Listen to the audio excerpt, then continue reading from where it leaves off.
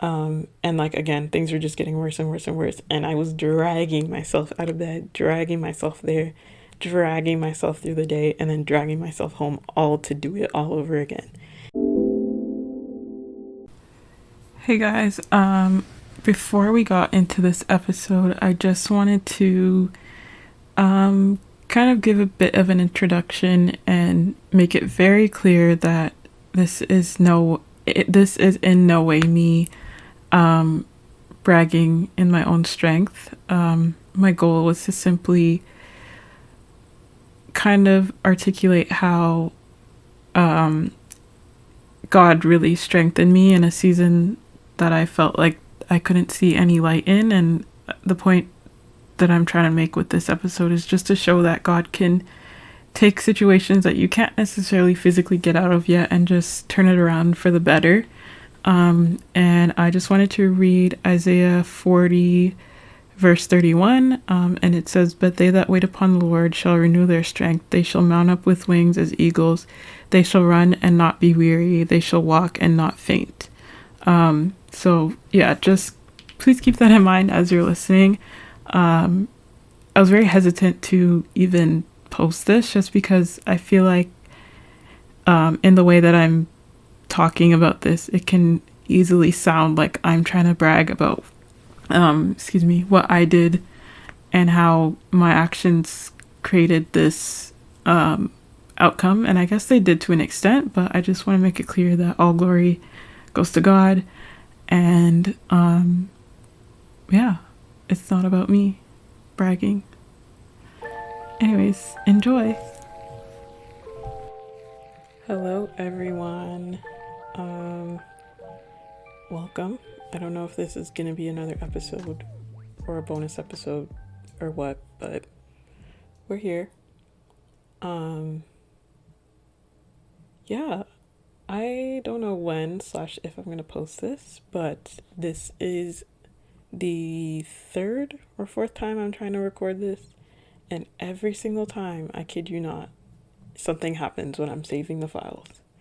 So we'll see. We'll see if this one makes it out of the drafts. But today I'm going to be giving a little bit of a testimony. Kind of long overdue, but yeah, I think it needs to be out there. Some people listening might have heard this already, but if not, I hope it blesses you. But basically what I wanted to talk about is just waiting on God, waiting on God's timing, and knowing that He grants the desires of your heart. And yeah, I need to stop saying "and yeah." So for anyone who doesn't know, I studied design in school for 4 years, as you do. Got my degree. I graduated during COVID, so I guess I officially the first graduating class of COVID. I graduated in the spring of 2020. So I'm sure we don't need to go into all the details of COVID, but I'm sure everyone you know how it went. But let's just say I graduated with a little bit of je ne sais quoi, fear, anxiety. There's a lot of doubt in my heart just because I had no idea what the world was going to be in the next like month. But yeah, there was a lot of just uncertainty for the entire globe. So I was kind of, in that. But yeah, I struggled for a while to find a job. I did little things here and there, but I wanted obviously to have something consistent that was well paying, that was in my field. And yeah, it just took a while for me to find somewhere. But yeah, I did a lot of I did a lot of prayer, praying. And I don't know. I had a lot of moments where I was like, God, like I don't know what's going on. Like I did everything you told me to do, or at least I think you told me to do. I don't know what's missing. Like what do I have to do for you to just give it to me, you know? Um so basically I did eventually find a job. It was somewhat in my field. I was a sales and design consultant for a company that, yeah, for a tile company. I wasn't going to say it, but you know what? That's okay. If they hear this, who cares? So basically, I ended up finding a job and it was horrible. And before I get into it, I found the job with the intention, and I started working there with the intention of it being temporary. I think at the time I gave myself like 8 months or something. And I was like, I'm going to find something else. Like, I went into it knowing that it was going to be temporary for me.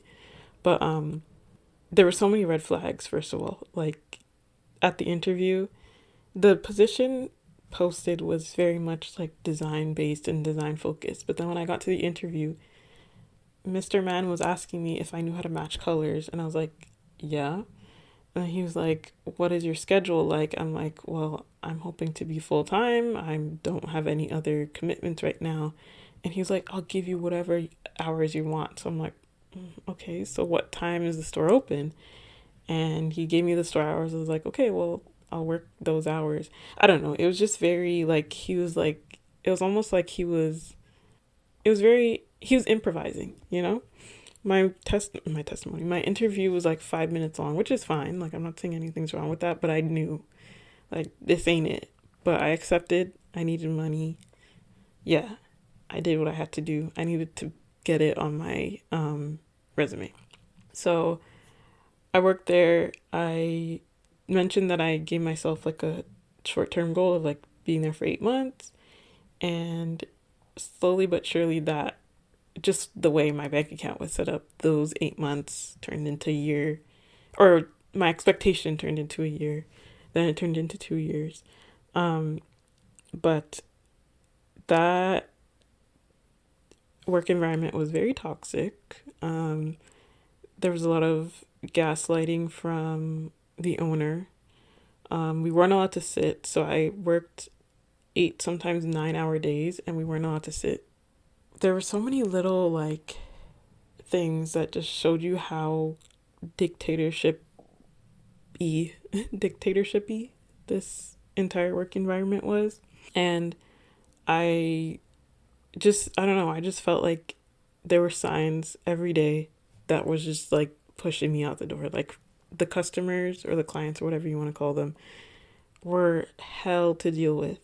Anyone who has worked alongside or around the construction industry, construction workers, they can be the like bottom barrel type people, especially when you're young, especially when you're a woman, especially when you're a young black woman.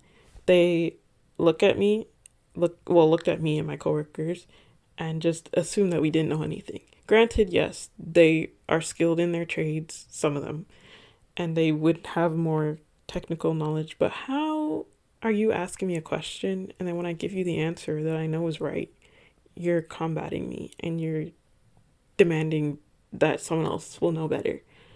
But yeah, there's a lot of situations I had where I was like, yeah, no, this can't run. This can't be it. I will say that those type of interactions definitely helped me. I feel like now I can deal with a whole like plethora of people and personalities. So I will say that that was one positive to working there and like getting those skills. Another positive is it was probably the first time since leaving school that I made the most money at up until that point. So I did was able to buy my first car, which is great. Um, but overall, it was just not it. And I remember right when I had gotten the job, I remember sitting out and like telling God, like, God, I'm giving myself this amount of time to find a new job, and it needs to have all these things. It needs to be in or around my field of study, which was design, architecture, landscape, whatever you want to call it. I need to have a certain salary.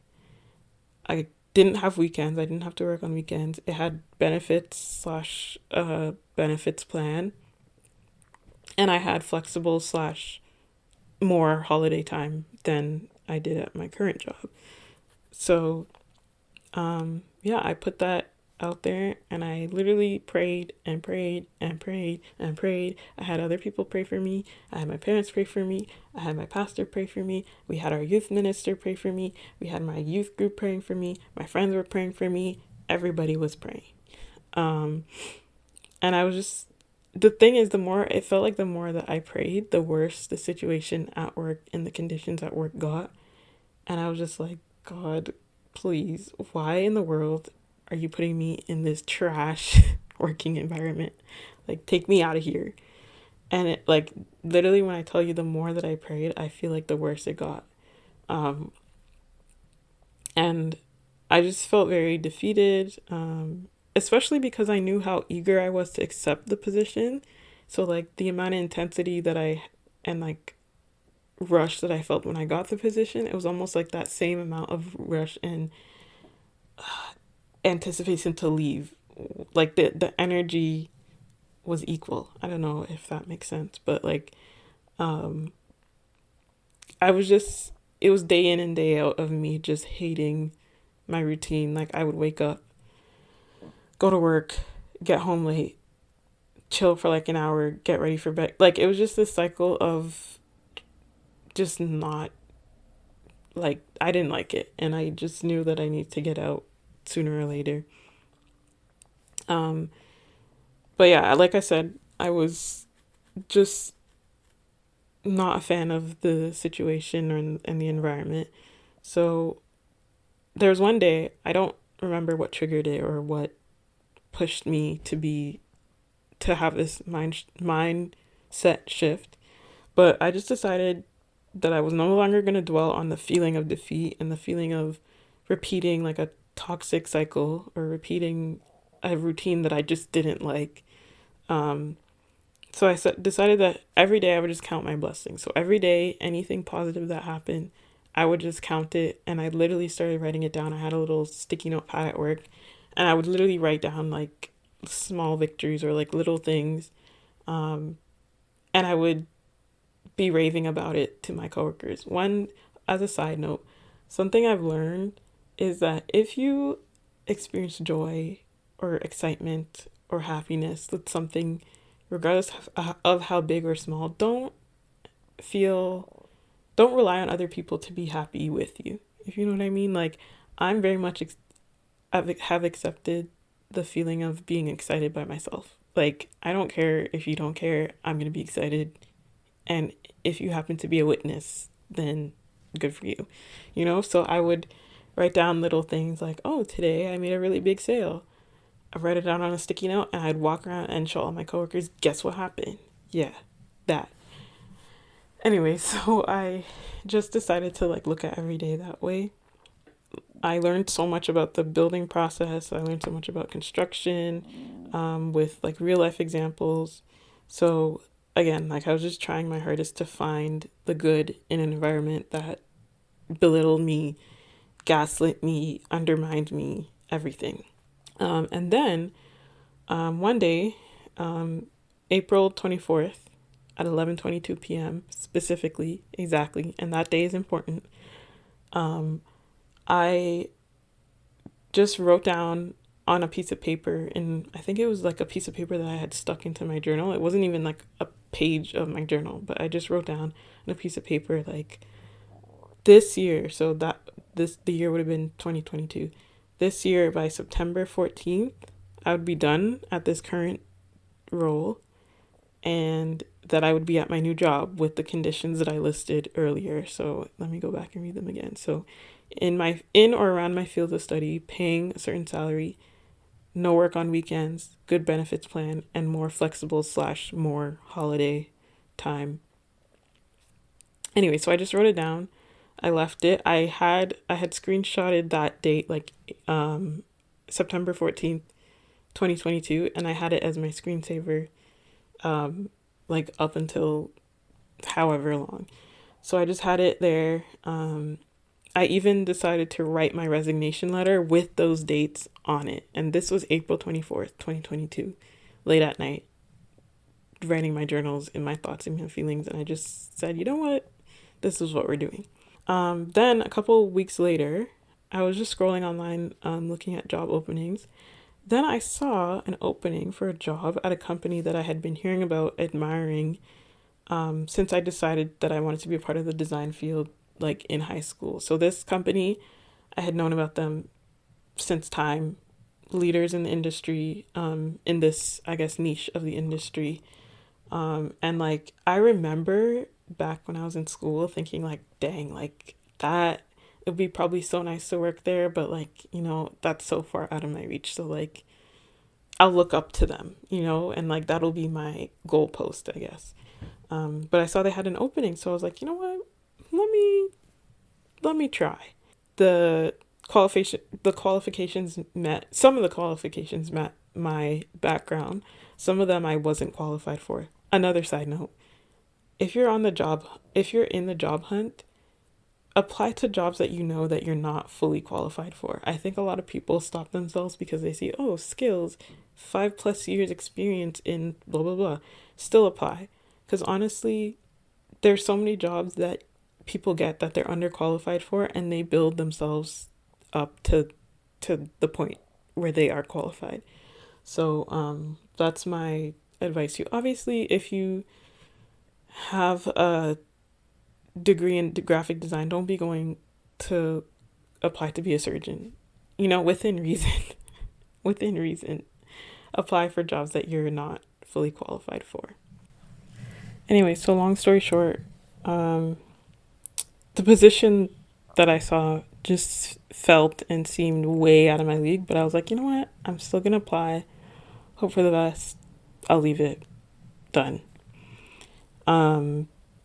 Then on August 12th of that year, so that same year, 2022, I got an email for an interview, and I was like, okay, let's see what's going on here. So I did the interview. Mind you, all this time I'm like, oh, they're just taking me through the motions. Like, I'm not gonna get it. It's whatever. I did the interview. There's 3 rounds of interviews, so I did the interview, and I had to wait for them to let me know if I had made it to like the second round or whatever.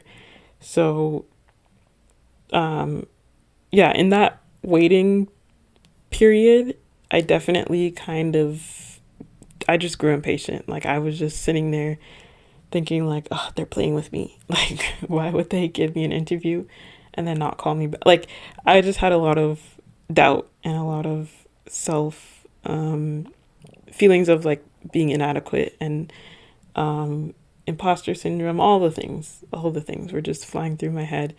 And mind you, all this time, I'm still at my job, the job at the time. And like, again, things were just getting worse and worse and worse. And I was dragging myself out of bed, dragging myself there, dragging myself through the day, and then dragging myself home, all to do it all over again. But then I just remember on August 26th, and keep in mind, these dates are all important. So on August 26th, I just remember thinking to myself and talking to myself and saying, God, Abraham waited 25 years. And if waiting is what's best for me in this situation, then I'll just wait. Like, even if it means 25 years that I'm here, at the end of them 25 years will be the best thing ever waiting for me on the other side.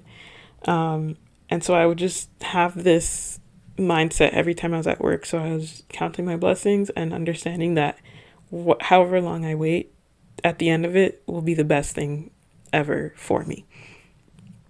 So I would just, again, drag myself to work. I would, on my way to work, I would always blast that one. I think it's either Elevation or Maverick City, one of them. But Chandler Moore is like the lead on it. But it's that one song, Wait on You. I'm gonna wait on you. Choo, choo, choo, choo. I'm gonna wait on you. Ew, don't listen to me sing. Anyways, but I would just blast that, like full blast at whatever time. I don't know, like 6:30, 7 a.m. Um, yeah, and I just kept holding out.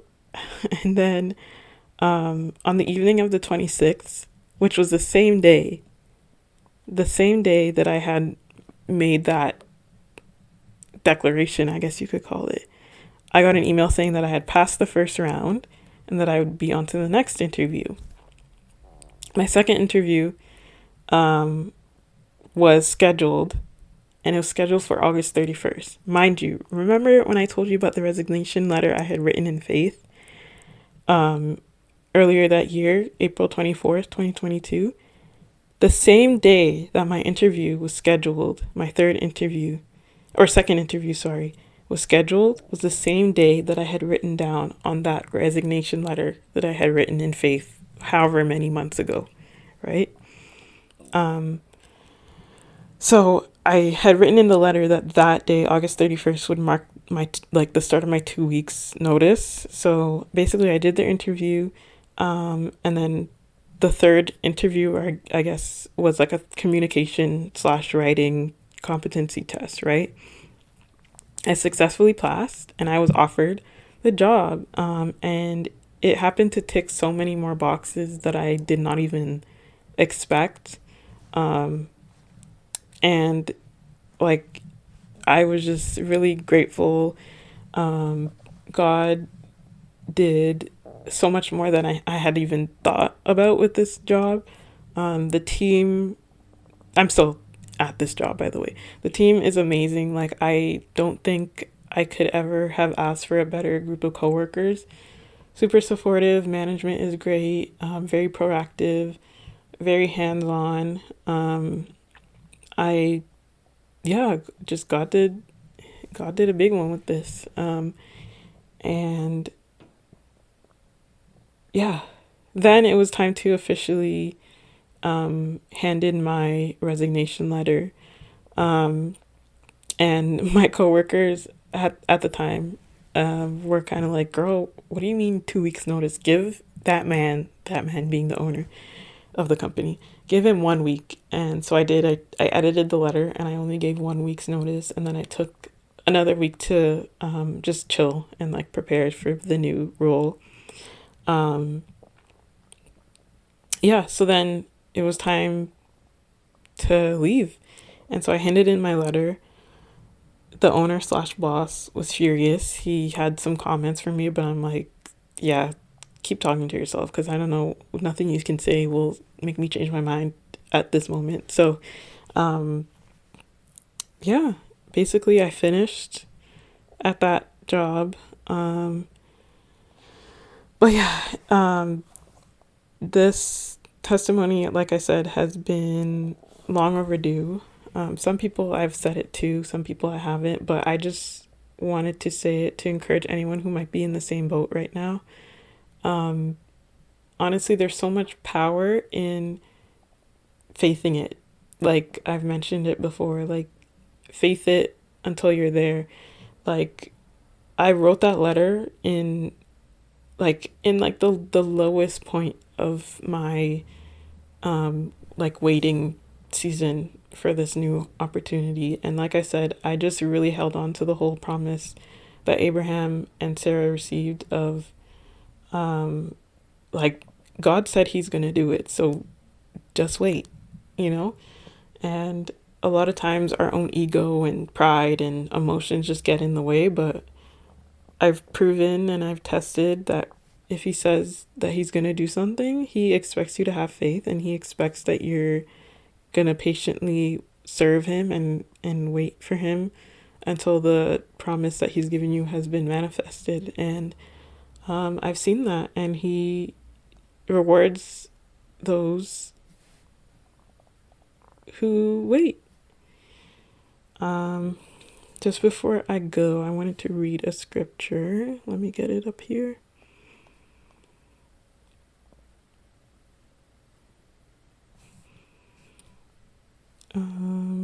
Where is it? Okay, so it's Isaiah 41. 18 to 20, just because the scripture was really an encouragement to me when I was going through this, because at the time it felt like there was no possible way that anything could happen, and it really felt like God had to pull something out of nowhere, even though, I mean, he's God. He doesn't just pull things out of nowhere. Well, he does, but you know what I mean? But yeah, let me read it. So I'm reading Isaiah 41, verse 18 to 20, and I'm reading KJV.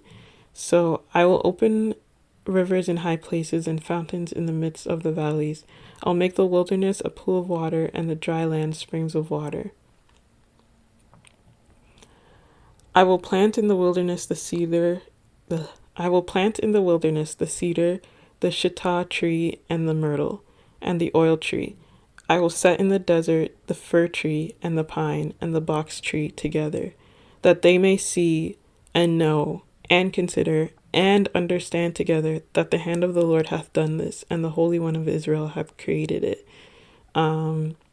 So yeah, I just really, that scripture encouraged me. There's so many like little tidbits that I can take out of this, but essentially God is saying that he'll make the impossible possible. He's putting a pool of water in dry land. He's planting in the wilderness. Like, there's so many little things. And then the verse 20, the last verse, where is what really kind of stood out to me, because it's that they may see, but not just see, but that they may see and know, but not just see and know, but see and know and consider and understand together. So there's no lack of proof. There's no room for doubt, essentially. That they may see and know and consider, and like there's nothing here that has any room for doubt, if you know what I mean. So yeah, that's the little testimony. I don't know how this sounds. Like I said, I've tried to record this so many times and it hasn't been successful, but I hope that this takes and that you're encouraged. And I'll see you on the next episode. Bye. Peace out.